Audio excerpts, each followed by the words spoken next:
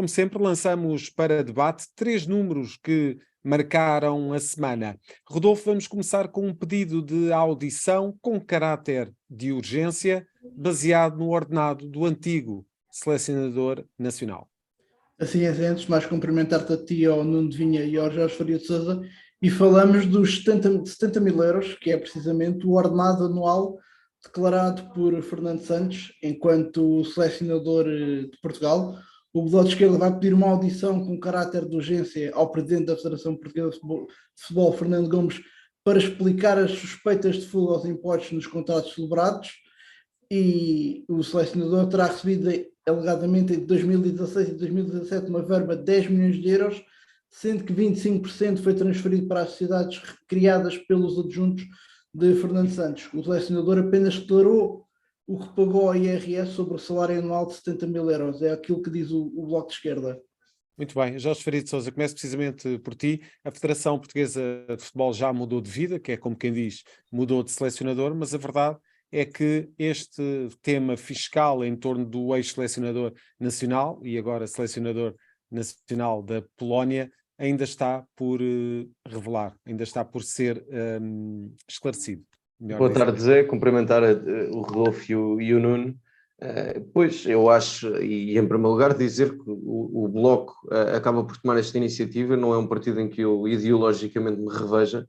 Acho, aliás, ensurdecedor o silêncio de qualquer outro, de todos os outros partidos com assento parlamentar, na medida em que a Federação Portuguesa de Futebol é uma entidade de utilidade pública, e claramente Fernando Gomes, na minha opinião, já devia ter vindo dar a cara e dar explicações, porque não deu explicações nem pelo rendimento desportivo sequer, como sabemos não falava até à apresentação de Roberto Martínez, não falava desde o Europeu 2016, e pelo meio houve 2 fases finais de grandes competições, aliás 3, e portanto claramente me parecia que até do ponto de vista desportivo, sendo ele Presidente da Federação Portuguesa de Futebol, já devia ter dado explicações relativamente ao momento da seleção nessas várias grandes competições, e obviamente olhamos para este caso e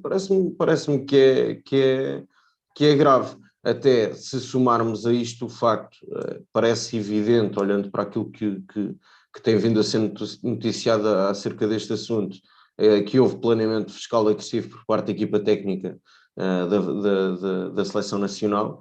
É bom registar que Roberto Martínez é contratado, apesar da propaganda do canal da Federação pelos treinadores portugueses, foi o único que aceitou vir treinar Portugal, e vem ganhar mais do que Fernando Santos, segundo aquilo que tem vindo a ser noticiado, e portanto parece-me que há muitas explicações para serem dadas, porque legitimamente as pessoas podem questionar se Roberto Martínez vem com o mesmo tipo de planeamento fiscal agressivo que Fernando Santos praticou durante 8 anos, 8 anos ao serviço da seleção portuguesa. E portanto, é bom recordar que a própria rescisão de Fernando Santos teve inerente um prémio chorudo, e que não sabemos como é que foi declarado ao fisco, e portanto todo este tipo de questões, além das questões desportivas, e parece-me que Fernando Gomes em alguns momentos tem estado claramente mal, sobretudo quando despede Fernando Santos e não dá a cara ao lado do treinador no momento da rescisão, mas depois apresenta Roberto Martínez. Mas claramente, a propósito disto, é um tema sério, e a Federação Portuguesa de Futebol deve servir de exemplo até para os próprios clubes.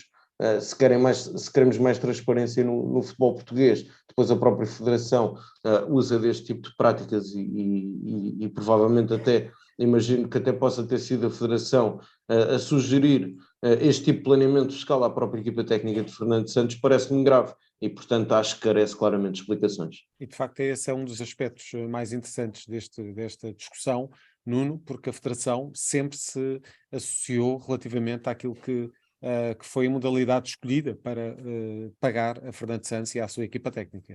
Em primeiro lugar, olá Jorge, olá Rodolfo, olá Zé Carlos, cumprimentar-vos a todos. Assim, em primeiro lugar, acho que planeamento fiscal agressivo, acho uma expressão genial, acho ótima, é interessante porque de facto é isso que estamos a falar em muitos casos. O Bloco de Esquerda não o considera desta maneira. O Bloco de Esquerda considera que há de facto uma omissão de pagamento de imposto em sede própria. Curiosamente, a autoridade tributária também considera que Fernando Santos não pagou de forma correta, por isso mesmo é que lhe reclamou 4,5 milhões de euros no ano, precisamente porque estava a ser feito esse pagamento através de uma empresa criada em nome dos adjuntos, da mulher, etc. Acho esta questão interessante porque, mais importante de saber isto, ninguém disputa que saíram 10 milhões da Federação Portuguesa de Futebol.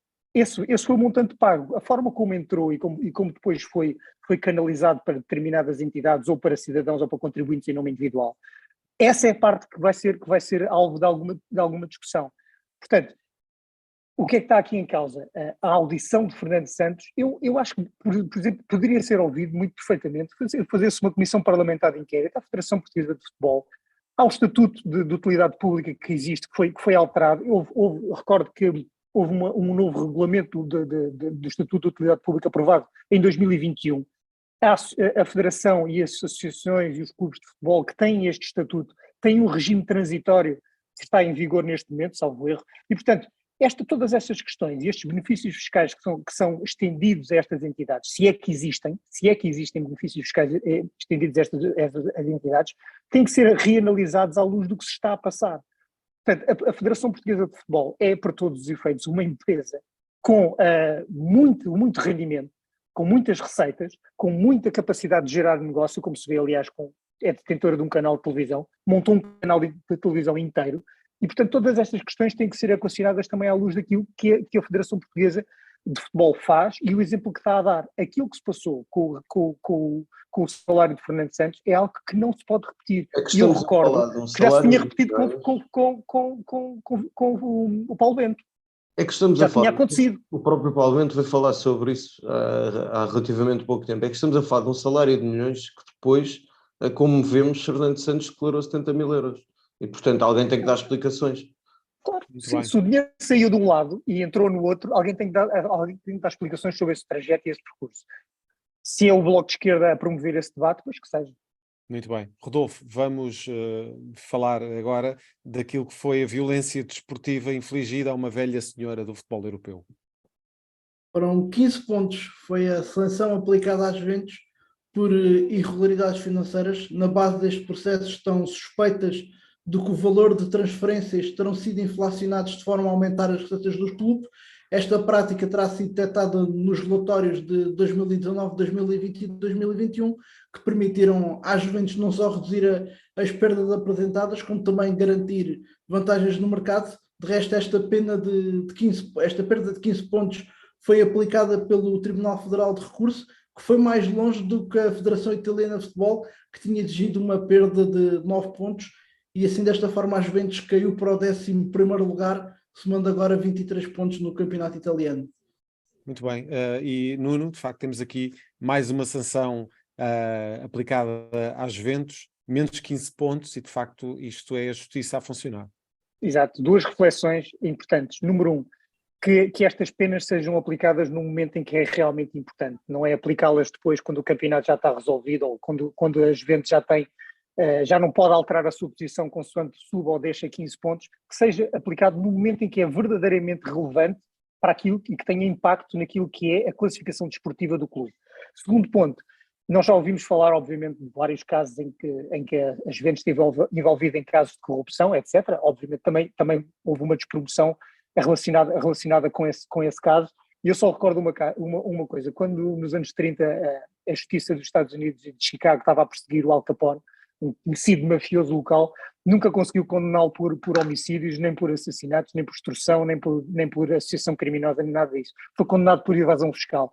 E, portanto, nada como uma boa análise aos livros e às contas de um clube de futebol para poder aplicar uma sanção onde, por exemplo, suspeitas de corrupção, e até estou a falar do caso de Portugal, onde estas suspeitas não conseguem ter um bom termo, mas uma análise às contas financeiras geralmente consegue ir buscar às vezes uma sanção ainda que acessória, mas que pelo menos resulta num castigo prático e efetivo a um clube de futebol que pisa a linha e pisa o risco. Jorge, tivemos aqui uma decisão a doer por parte do Tribunal Federal de Recurso, uma decisão até mais dura do que aquela que tinha sido pedida pela Federação Italiana. Sim, não deixa de ser curioso que em cerca de 20 anos é a segunda vez que a Juventus, por via judicial, acaba por ter prejuízo também em termos desportivos. Com o Calcio Caos, como nos recordamos, desceu de divisão. Aliás, nessa altura também Milan foi envolvido nesse processo, foram vários clubes envolvidos nesse processo por alegada viciação de resultados. A verdade é que depois disso a Juventus consegue voltar à Série A logo no ano a seguir, aliás com histórias curiosas, como a questão do Del Piero, que acabou por nunca sair do clube e ser o verdadeiro líder dessa equipa que desce divisão e que joga na Série B.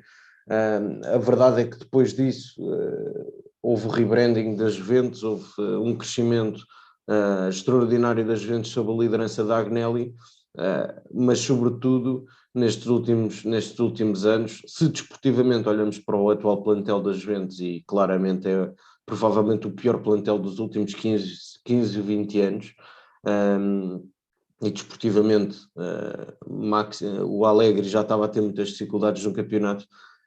Não deixa de acho que temos de destacar, por um lado, a proatividade da Federação Italiana de Futebol, que não perdoa, e é doar quem doer. E se calhar... Até por oposição a outras, não é? Até por oposição a outras. E não vemos... eu recordo a questão do apito dourado, o Boa Vista é que foi o clube verdadeiramente prejudicado, quando toda a gente ouviu as escutas e andaram a circular por aí. Depois, destacar claramente a justiça italiana a ser severa, seja que clube for, e até pedir uma sanção superior para as Juventus, relativamente dos 9 para os 15 pontos, o que coloca as Juventus neste momento com uma época extremamente difícil e que provavelmente vai ficar sem competições europeias, sequer nem Liga Europa nem Conference League, muito menos Liga dos Campeões, e portanto vão ser tempos difíceis para as Juventus, com a curiosidade de perceber com o fim da era Agnelli como é que será o futuro, também em termos daquilo que é a gestão desportiva do Clube Transalpino. Já não vamos ter tempo para discutir o terceiro número, mas peço-te que o lances, Rodolfo, para fecharmos esta primeira parte do jogo económico. São 20 mil milhões de dólares, é quanto a Arábia Saudita está disposta a investir para comprar a Fórmula 1. De resto, foi esta verba que o Fundo Soberano da Arábia Saudita fez à Liberty Media, empresa que detém a Fórmula 1 desde 2017, sendo que este fundo estima-se que tenha 620 mil milhões de dólares, mas apesar de muito dinheiro, a resposta da Liberty Media foi negativo, mas é mais uma tentativa da Arábia Saudita na sua aposta no desporto, depois de ter adquirido o Newcastle da Premier League e de organizar torneios importantes de boxe e de golfe. Muito bem, e fica só o número, depois haverá uma análise provavelmente nos próximos programas. Rodolfo, voltas para a semana com mais números neste hat-trick. O Nuno e o Jorge acompanham para a segunda parte deste jogo económico, onde vamos falar do rebranding das marcas desportivas. É já a seguir.